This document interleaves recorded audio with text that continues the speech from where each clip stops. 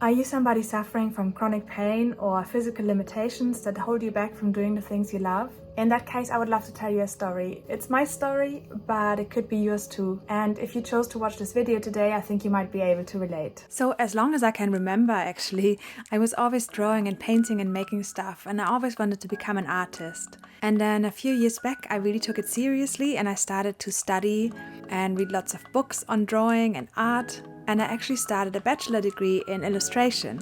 So that meant I had to draw quite a lot more, and I was creating a lot of art every day. And I was even creating lots of content about making art. So I was doing reels and short videos and all kinds of stuff, doing art challenges online and art tutorials, and I was super into it. And then it started. I would get pain in my hands, I would get pain in my arm, in my elbow, mainly also because I was doing a lot of translation and computer work at the time. Eventually it got so bad that I started switching arms around, so I would draw with the other arm, which is my non-dominant arm. But imagine that, I started getting pain in the other arm too.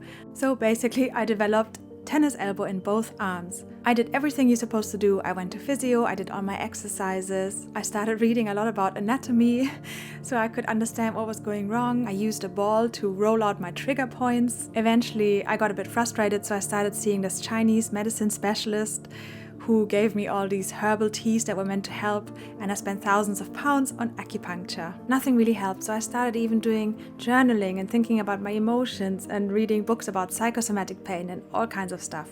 The whole thing was actually also affecting my translation and typing work, of course, so I even started using a foot mouse at some point. But now I also have a problem with my feet, so that wasn't really a long-term solution. My dad's basically told me that he thinks I'm just too delicate for this world. Thanks, Dad. But jokes aside, it really was just sad. I had to give up the thing I loved the most in the world, which was drawing and making art. And for a while I felt really lost. But wait, this is actually not a sob story. I really wanted to make a positive video because over the years, I've been so frustrated and so annoyed with all of this. But I have found ways to cope and to sort of turn these challenges into a positive in a way. So I really want to give you some tips today for how you can do that too.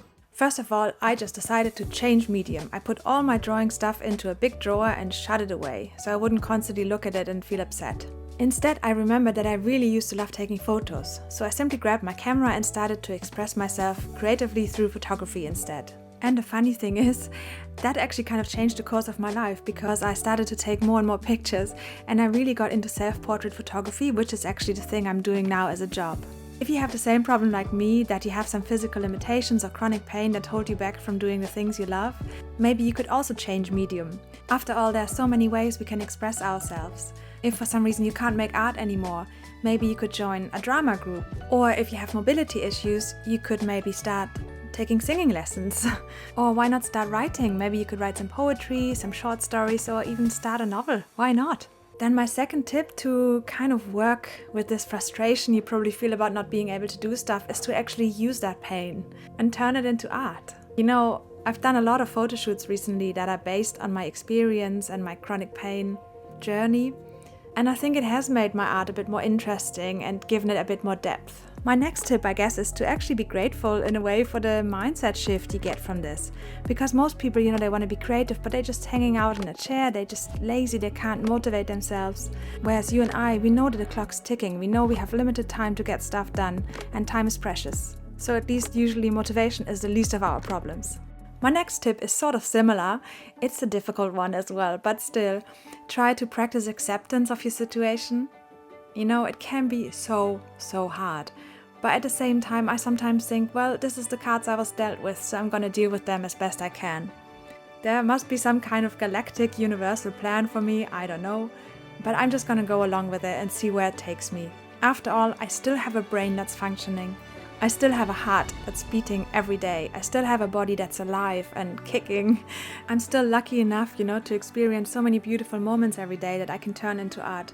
And my final tip, maybe it's a bit contradictory, but I still think it's really important sometimes to just feel the grief. Sometimes I just meditate for 10 minutes and I really feel all the emotions, and I really feel upset about all the things I can't do every day because of my many injuries that I still have until this day. And then I get on with my day. I hope you can use some of these tips. You know, ultimately, I think going through all of this for you and for me, it will make us more empathetic towards other people's pain and challenges, and it might actually make you a better artist because you have more stuff to create from. You know, you have more experiences, more depth to you that will enrich your practice. Make sure to subscribe and see you in the next video.